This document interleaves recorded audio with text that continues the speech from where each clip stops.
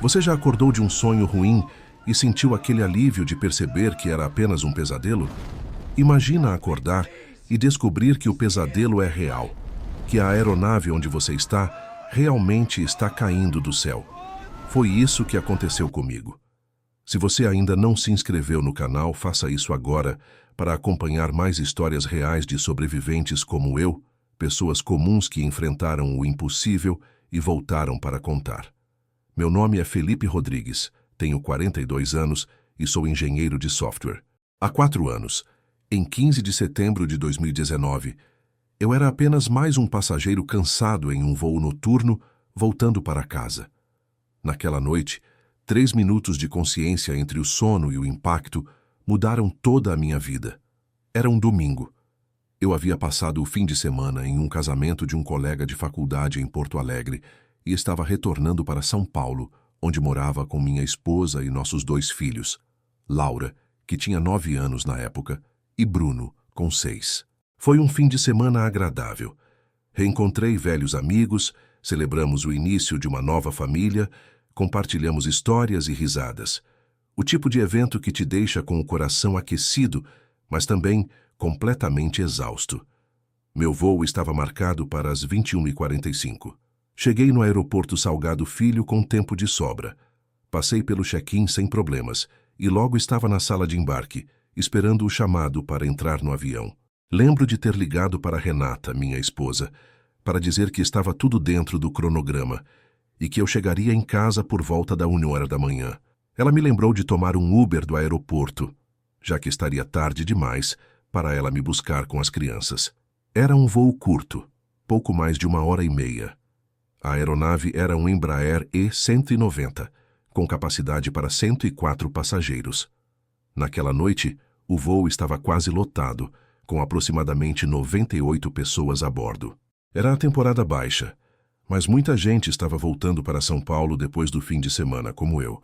Embarquei no grupo 3, guardei minha pequena mala no compartimento superior e me acomodei no assento 22D no corredor.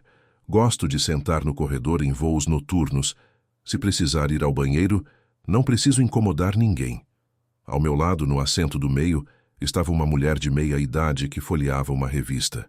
Na janela, um homem mais velho já cochilava, a cabeça apoiada contra a parede da aeronave. Após o embarque completo, o avião taxiou até a pista e decolou pontualmente. Tudo absolutamente normal. As instruções de segurança, a decolagem, a subida inicial. Pura rotina. Estávamos no ar há cerca de 20 minutos quando as luzes da cabine foram reduzidas. Alguns passageiros já dormiam, outros assistiam a filmes em seus dispositivos pessoais ou liam. Eu estava exausto. Havia dormido pouco nas 2 noites anteriores, entre a viagem de ida e as festividades do casamento. Coloquei meus fones de ouvido com uma playlist de música instrumental que sempre uso para relaxar em voos. Reclinei o assento o máximo possível, que não é muito em aviões comerciais, como todos sabemos, e fechei os olhos.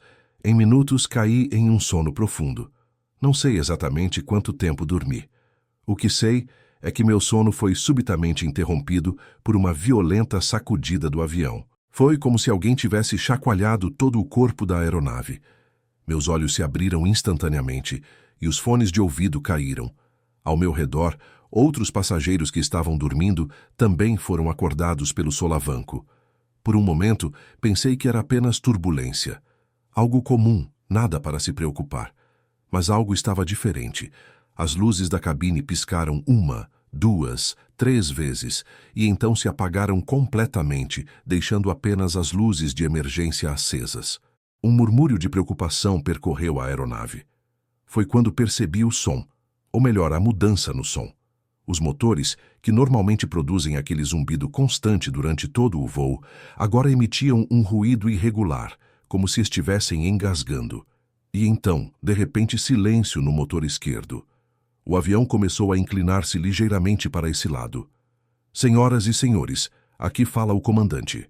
A voz no sistema de som tentava manter a calma, mas havia uma tensão subjacente que não passou despercebida. Estamos enfrentando um problema técnico com um de nossos motores. Por favor, mantenham os cintos afivelados enquanto trabalhamos para resolver a situação.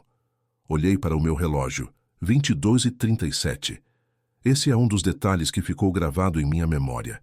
O momento exato em que percebi que algo estava realmente errado. A mulher ao meu lado apertou o braço da poltrona com tanta força que seus dedos ficaram brancos. "É normal isso?" Ela me perguntou, a voz tremendo ligeiramente. "Acho que sim", respondi, tentando soar mais confiante do que me sentia. "Eles podem voar só com um motor se for preciso." E isso é verdade. Aviões comerciais modernos são projetados para voar mesmo com a falha de um motor. Os pilotos são treinados extensivamente para lidar com essas situações. Era o que eu repetia mentalmente, tentando acalmar minha própria ansiedade crescente. Por cerca de 2 minutos, o avião pareceu estabilizar. Continuávamos voando, embora em uma altitude mais baixa. Alguns passageiros começaram a relaxar visivelmente. Talvez fosse apenas um susto, afinal. E então veio o segundo impacto.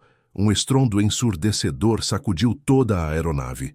As máscaras de oxigênio caíram automaticamente de seus compartimentos. O avião inclinou-se bruscamente para a esquerda e começou a perder altitude rapidamente. "Coloquem as máscaras! Coloquem as máscaras de oxigênio!" gritou um dos comissários. Com mãos trêmulas, puxei a máscara para baixo e a ajustei sobre meu rosto, respirando profundamente. O oxigênio puro me deu uma sensação momentânea de clareza. Ao meu lado, a mulher lutava com sua máscara, suas mãos tremendo demais para conseguir ajustá-la corretamente. Ajudei-a, estendendo o elástico por trás de sua cabeça. Ela me olhou com olhos arregalados de medo e gratidão. Foi nesse momento que a voz do comandante voltou, agora sem qualquer pretensão de calma. "Preparar para pouso de emergência. Posição de impacto quando orientados." O pânico se instalou na cabine. Pessoas gritavam, algumas rezavam em voz alta, outras permaneciam em um silêncio aterrorizado. Uma criança chorava incessantemente algumas fileiras à frente. Através da janela, podia-se ver que já não estávamos mais sobre a cidade, apenas escuridão abaixo, pontuada por algumas luzes distantes. Mais tarde, descobriríamos que o segundo motor também havia falhado. O avião agora era essencialmente um planador de 40 toneladas, perdendo altitude a cada segundo. Os pilotos estavam tentando encontrar um local para um pouso de emergência longe de áreas densamente povoadas. Você acredita que conhece o verdadeiro medo até enfrentar uma situação como essa? Mais nada. Nenhum filme, nenhum livro, nenhum pesadelo pode realmente capturar a sensação de impotência absoluta quando você está em um avião caindo e não há absolutamente nada que você possa fazer. Em meio ao caos, algo estranho aconteceu comigo. Em vez de entrar em pânico como muitos ao meu redor, uma calma surreal me envolveu. Era como se meu cérebro tivesse mudado para um modo diferente de operação, hiperconsciente, processando cada detalhe com uma clareza cristalina. Pensei em Renata, Laura e Bruno. Pensei que talvez nunca mais os veria. Nunca mais abraçaria meus filhos, nunca mais beijaria minha esposa, nunca mais ouviria suas risadas. Pensei em todas as coisas que ainda queria fazer, nos lugares que queria visitar, nas palavras que nunca disse. Não peguei meu celular para tentar uma última mensagem como alguns passageiros ao redor faziam freneticamente. De alguma forma, eu sabia que esses poucos minutos de consciência antes do impacto eram preciosos demais para serem gastos olhando para uma tela. Eu queria estar totalmente presente, mesmo que esses fossem meus últimos momentos. Ao meu lado, a mulher chorava silenciosamente. Sem pensar, estendi minha mão e segurei a dela. Ela a apertou com força.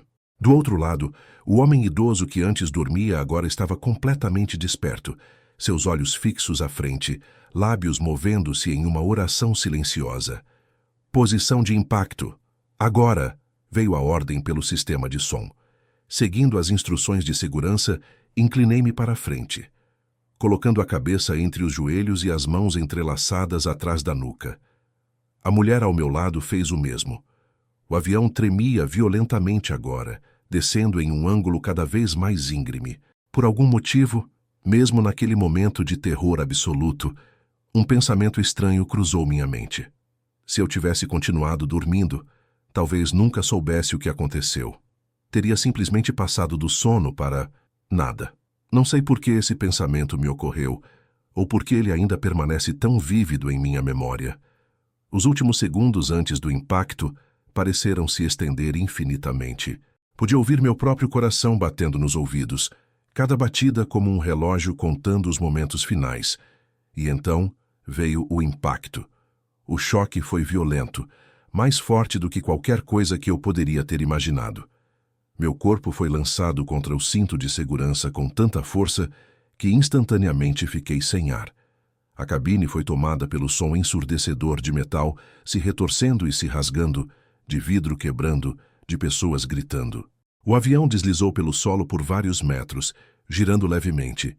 Objetos voavam por toda parte, bagagens de mão, laptops, revistas, celulares. As luzes piscavam freneticamente, criando uma espécie de efeito estroboscópico surreal que tornava tudo ainda mais desorientador. Quando finalmente paramos, houve um momento de silêncio absoluto, como se o mundo inteiro tivesse parado para respirar. Então, de repente, o caos recomeçou. Fogo! Tem fogo! Alguém gritou. As luzes de emergência iluminavam uma cena de devastação. A fuselagem do avião havia se rompido em vários pontos.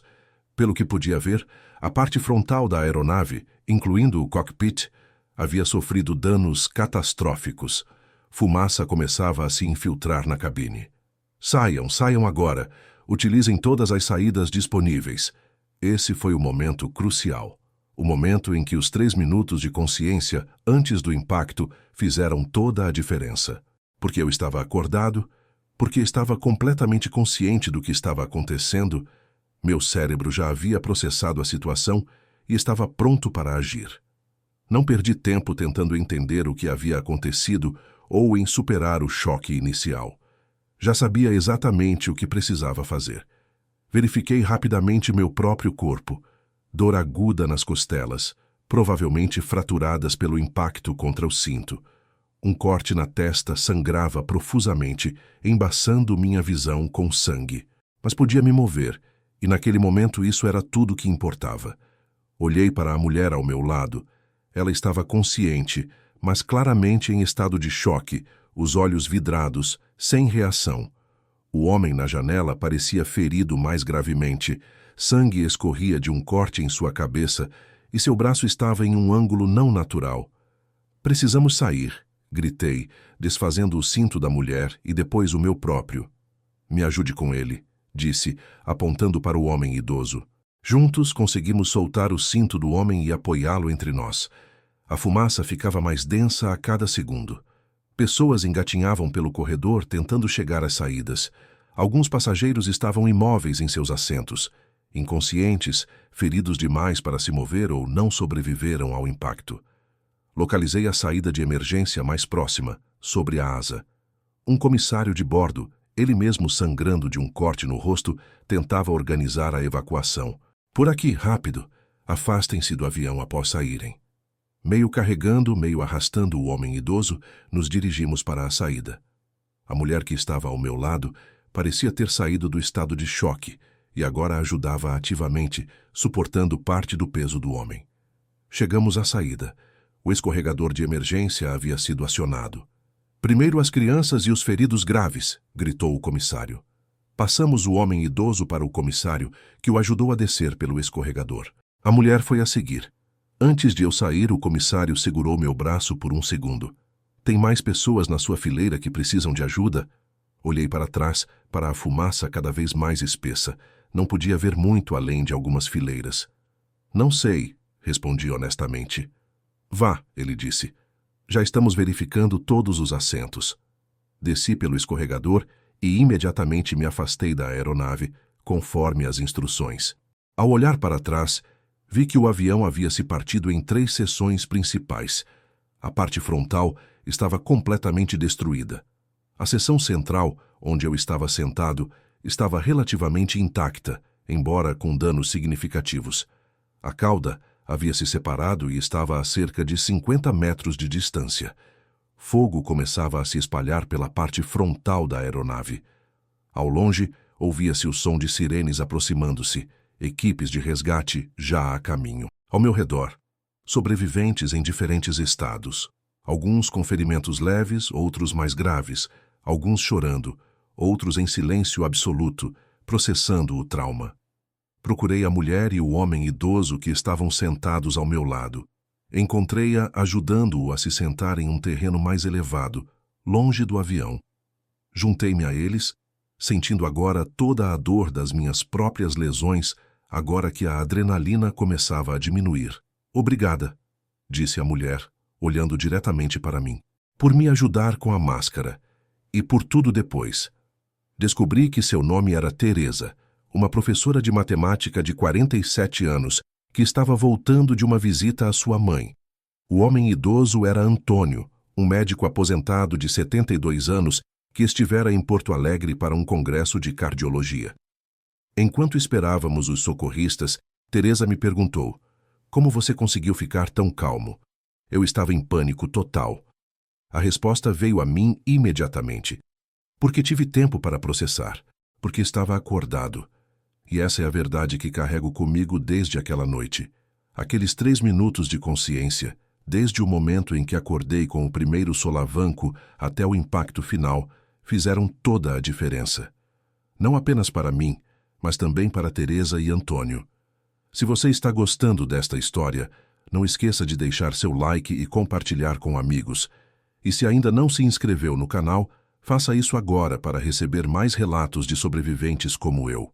Cada história pode conter lições que um dia podem salvar uma vida, talvez até a sua. Das 98 pessoas a bordo, 64 sobreviveram ao acidente. A maioria das fatalidades ocorreu na parte frontal da aeronave, onde o impacto foi mais severo. A investigação posterior revelaria que ambos os motores falharam devido a uma contaminação no combustível, um problema raro, mas catastrófico quando ocorre. A tripulação foi elogiada por sua resposta rápida e eficiente, especialmente o comandante e o copiloto, que conseguiram realizar um pouso forçado em campo aberto, longe de áreas povoadas, apesar de terem perdido todas as fontes de energia. Infelizmente, nenhum dos dois sobreviveu ao impacto. Meus ferimentos incluíam 3 costelas fraturadas, uma concussão leve, um corte profundo na testa que exigiu 12 pontos e múltiplos hematomas por todo o corpo. Passei 5 dias no hospital antes de receber alta. Quando finalmente voltei para casa, o abraço de Renata e das crianças foi o momento mais precioso da minha vida. Enquanto a segurava em meus braços, prometi a mim mesmo que nunca mais tomaria por garantido esses momentos simples de conexão humana. As semanas seguintes foram um turbilhão de depoimentos à ANAC, entrevistas com investigadores, consultas médicas e o início de um longo processo de recuperação psicológica. O transtorno de estresse pós-traumático não se manifestou imediatamente. Veio em ondas, começando cerca de 1 mês após o acidente. Pesadelos, flashbacks, ansiedade aguda ao ouvir sons semelhantes aos do avião em queda, pânico ao ver imagens de acidentes aéreos na TV, todos esses sintomas tornaram-se parte da minha realidade diária. Desenvolvi, como é comum entre sobreviventes, uma fobia intensa de voar. Foi nesse período difícil que recebi uma ligação inesperada. Era Teresa, a mulher que estava sentada ao meu lado no voo. Ela havia conseguido meu contato através do grupo de apoio a sobreviventes que estava sendo formado. Liguei para agradecer novamente, ela disse. O médico me disse que se eu não tivesse colocado a máscara de oxigênio corretamente, poderia ter perdido a consciência devido à despressurização. Se você não tivesse me ajudado naquele momento, essa conversa foi o início de uma amizade inesperada entre sobreviventes. Teresa, Antônio e eu começamos a nos encontrar regularmente, junto com outros passageiros que sobreviveram. Compartilhávamos não apenas a experiência traumática, mas também as lutas e pequenas vitórias do processo de recuperação.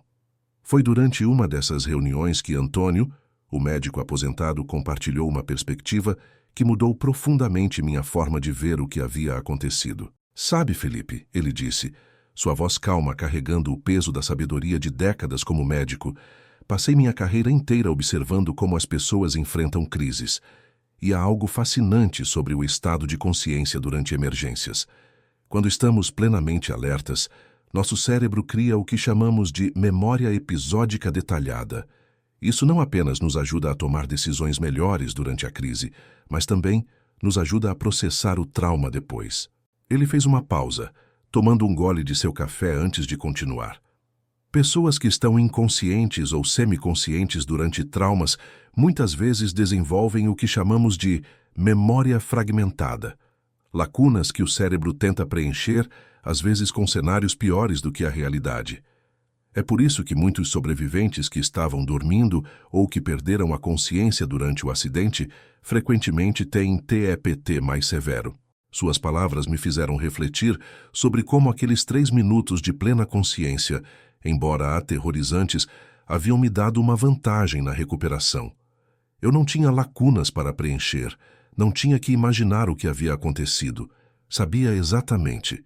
E de alguma forma isso tornava tudo mais processável, mais digerível para meu psiquismo. Você já pensou em como reagiria se tivesse apenas alguns minutos para processar o que poderia ser o fim da sua vida? Conseguiria manter a calma?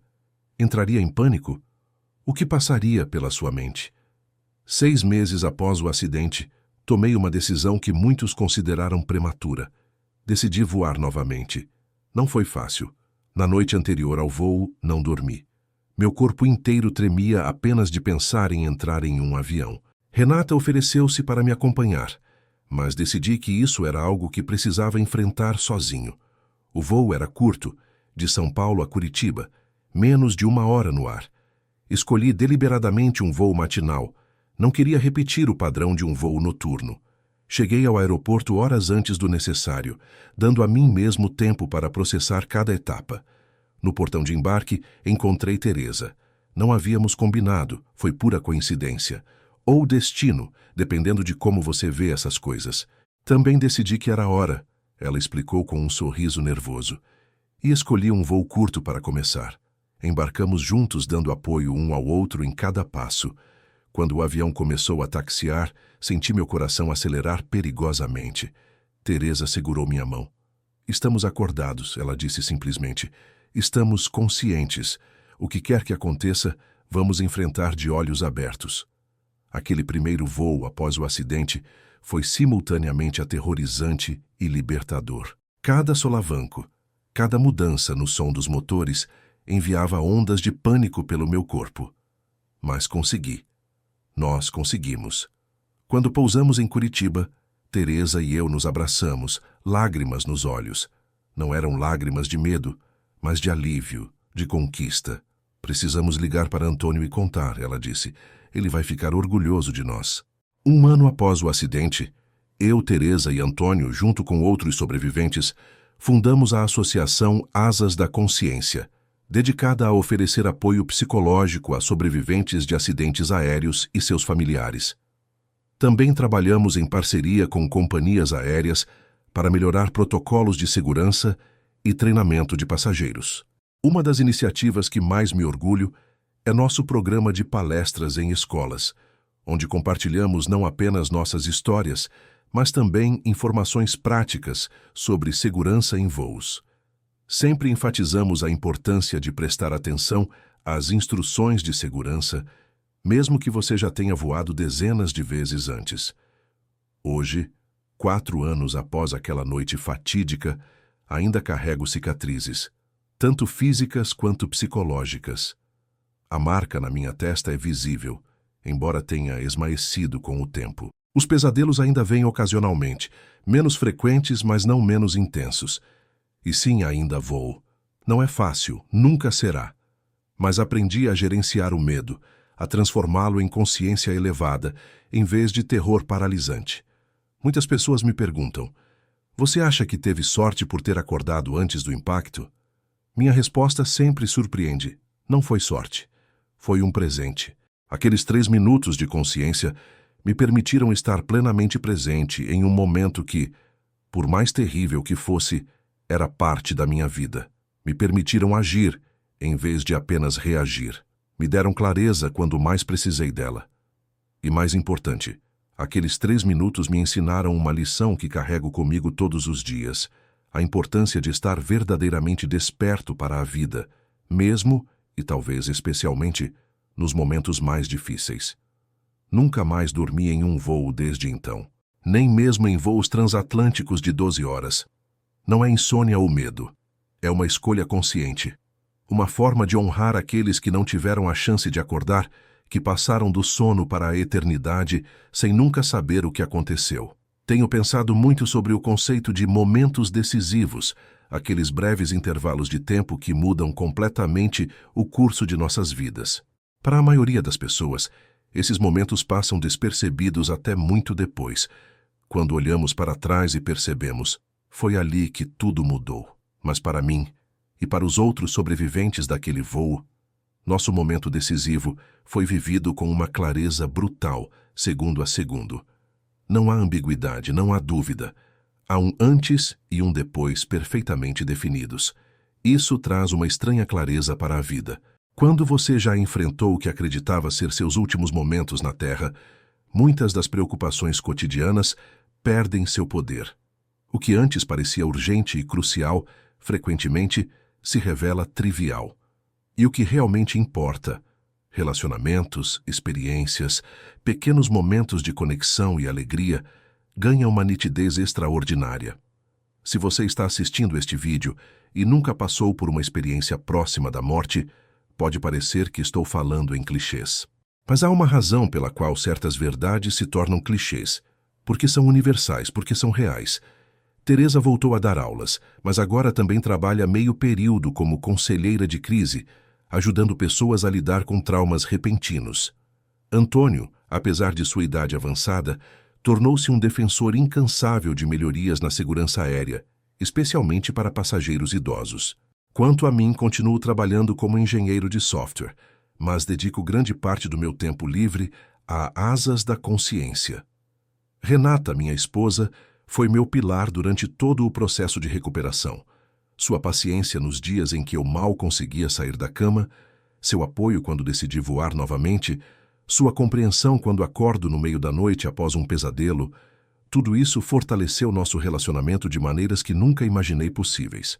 Laura e Bruno, agora com 13 e 10 anos, sabem o que aconteceu, mas de uma forma apropriada para a sua idade. Eles entendem por que o papai às vezes fica quieto quando vê imagens de aviões na TV, ou porque sempre insistimos em revisar o cartão de segurança juntos quando viajamos de avião como família. Uma pergunta que frequentemente recebo, especialmente de outros sobreviventes de traumas, é: você acha que foi poupado por uma razão? Que havia algum propósito maior? É uma pergunta complicada. Não acredito que algumas vidas valham mais que outras, ou que eu tenha sido escolhido para sobreviver enquanto outros pereceram.